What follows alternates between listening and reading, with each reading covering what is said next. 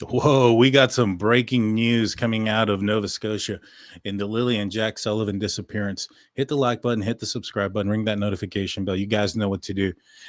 Here at the DT Show, we like to bring facts and evidence. And when I talk about certain things, we like to bring our receipts.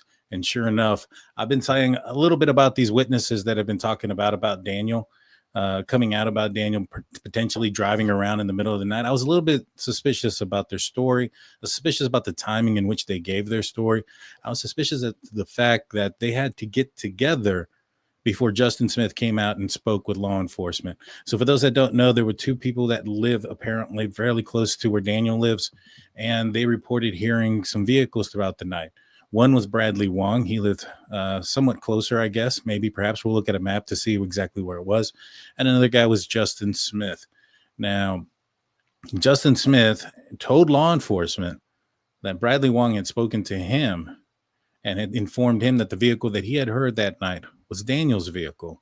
And this is my opinion, nobody's been charged here.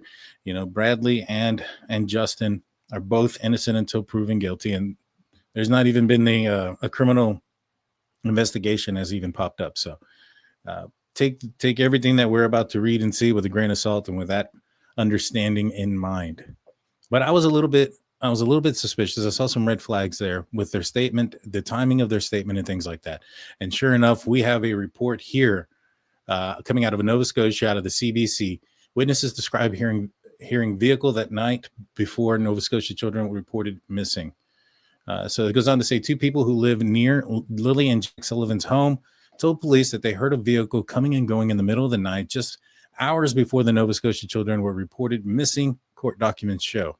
However, now this is a big one. This is the big one. However, RCMP confirmed Monday, so today's Monday, a thorough review of surveillance footage from the Gairloch Road area of Pictou County found no evidence of any vehicle activity at that time. No driver has been identified, and the presence of a vehicle has not been substantiated as a key element in the investigation. RCMP Communications Advisor Alan Gairloch wrote in an email to the CBC. Gerard also said that witnesses reported hearing a vehicle but couldn't confirm seeing one. So they didn't see one. They only heard one, according to them, but they have footage. There's surveillance footage. And I explained this to everybody not too long ago that RCMP had mentioned they had about 8,000 hours of footage from somewhere. And I said, hey, they may not have a very close radius of everything coming and going. Well, I might change that opinion now. As I mentioned before, the circumstances change, so does the stance. I felt that maybe perhaps the camera situation in the area was a little bit too far away to determine if somebody was that close to Daniel's house.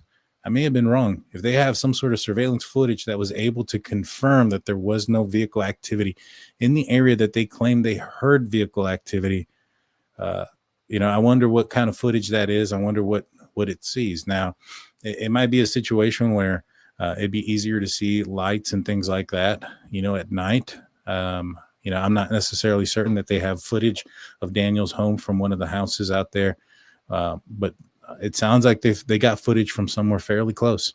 And so we got to keep that in mind when we start looking into the possibilities of certain things. One of those possibilities is Daniel leaving in the early morning hours. A lot of people have thought of that. Maybe perhaps Daniel did something to the kids early morning hours of May 2nd, drove off somewhere and hid the body somewhere. Well, if they have a camera, they can capture that there was no vehicle activity going around there. I'm sure it would have captured Daniel's vehicle leaving as well. So we got to keep that in mind. The new details from the witnesses are laid out in redacted records and are previously released in August as a request of the CBC News, the Canadian Press, and the Global Mail on Friday. On Friday, new details of the case were released after the CBC fought to have some of the redactions lifted. Now, here's the other thing too, right? Because I'm curious if the CBC and all these other news media outlets that were going pretty hard on Daniel because of the news of these witnesses that were coming out. Yeah, I'm fairly positive that they would have known the background behind at least Bradley Wong.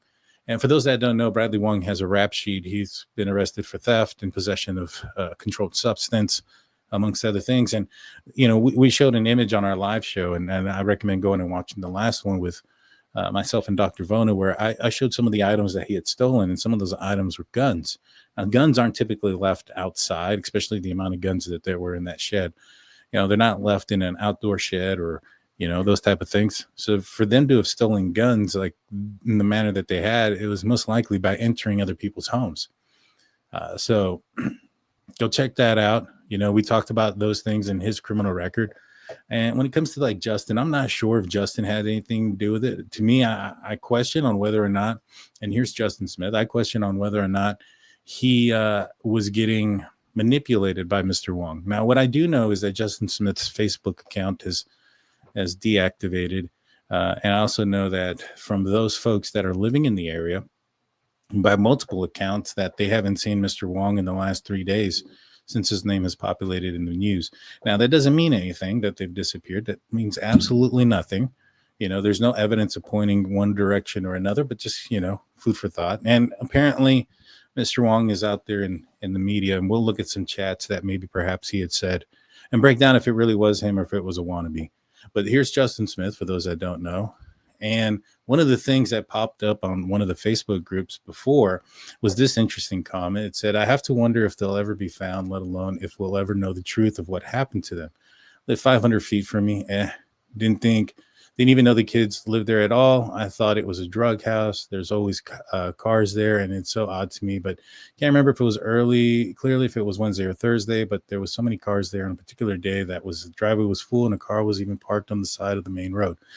So they have footage, apparently. So if there was a lot of cars like they were mentioning here, a lot of people would have seen that, which I wonder if this is the reason why Justin Smith's ex-wife's property was searched by the cadaver dogs.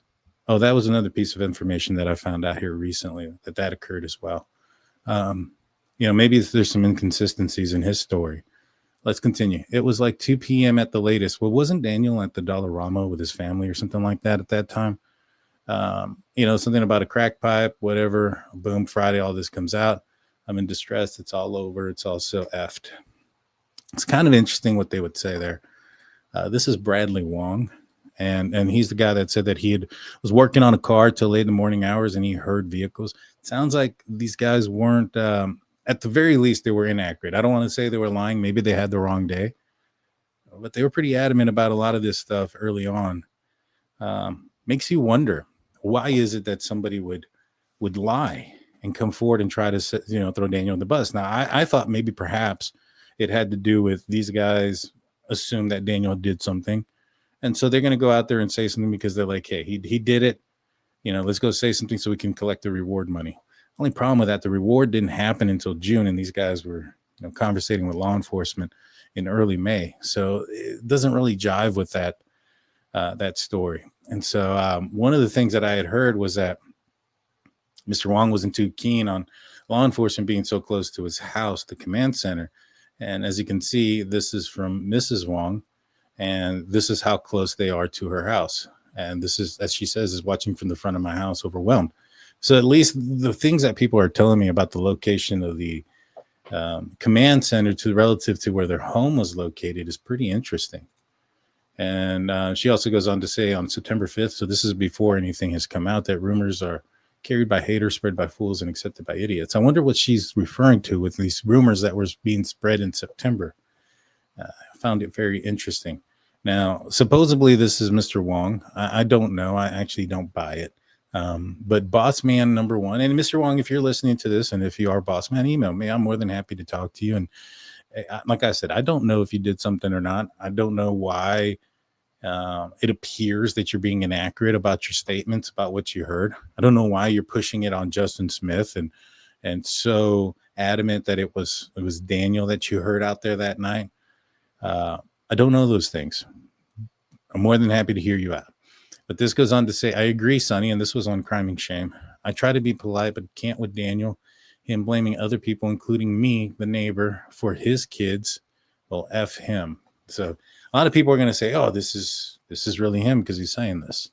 Then he goes on to say there was next to none traffic, which is a weird way of saying that, next to none traffic that night other than D leaving. And I found it interesting that he called Daniel D here. Initials to me are a situation where that's a true crimer thing, whether it's BK, DM, RA, You know, you guys know who I'm talking about, and I'm talking about different cases, and you guys can tell for those that watch the true crime world when initials are coming out. And again, this definitely could be Wong. I have no idea. But when I saw that, I was a little bit skeptical. And the other thing that I saw that made me a little bit skeptical is the way he wrote neighbor. I've talked to a couple of people in the area, and there's two ways of spelling neighbor there in Canada and Nova Scotia, in that portion of the world. And it's like this, Neighbor. But the two people that I spoke to that were from the neighborhood, or not the neighbor, from the area, when they spelled neighbor or neighborhood, they used the U in there. Now, doesn't mean that Wong does. It's just kind of one of the things that popped out. And I looked it up, and in Canada, it's common spelling either way. So take that for food for thought. Just kind of thought it was interesting that the initial D and that going. Now, this one I found interesting as well, going back to Justin Smith. It says here it was released, and this is on Crime and Shame with Sonny. It was released, Mike, that Smith was standing on 289 at Lorda Park at 9 a.m. on Friday, May 2nd, waiting for his drive to work. He had been staying at Lorda Park for some time, a short time. He called the search and rescue and LE, if you remember, and he called was in dispatch recording released, offering to help with identifying traffic on 289 that morning while waiting for his drive. So it's interesting now that we find out that at 9 a.m., around the time that the kids are missing, he is out there at this park, which, let me show you something, guys. Let me show you this. So this is where Daniel lives, right here. This is where Lorda Park is, right about right here. And I put this cabin as the area just because that was the cabin closest to here. But I don't know exactly which one he was staying at or if there's something else closer to the roadway. But this is where Lorda Park is, right here. If he was out there at 9 a.m., that would have been around the time that the kids were missing. And I mean, sure enough, I mean, how far is that? You know, about 500 yards. So it's about 5 football fields away. It's not very far. I mean, we put this into kilometers, so to speak. You're looking at less than half a kilometer. Put that into miles, and you're looking at just over a quarter mile. So not very far. And he's the one that heard all this activity out here. I wonder what had a camera out here that would have picked up the activity that he's talking about. But this should be food for thought of all the other activity that is probably picked up on that camera as well.